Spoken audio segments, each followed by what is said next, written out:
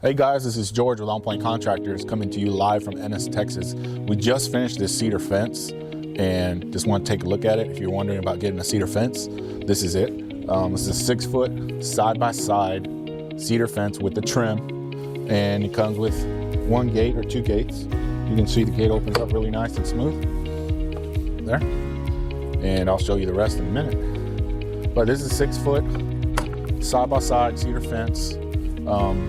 It's one of our most wanted, and it's an economical fence that we can build for you within a day or two, easy.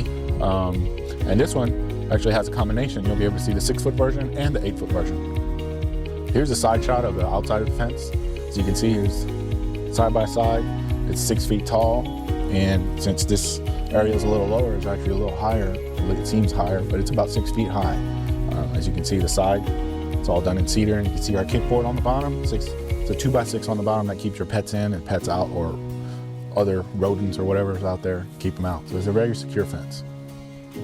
Here's the inside of the fence of our 6-foot cedar fence. As you can see, we have a 2x4 here, 2x4 rail right on the top, and that's for the trim to go in. So that when we nail the trim, it goes into the 2x4. There are other versions of this fence, which is side-by-side dog-eared.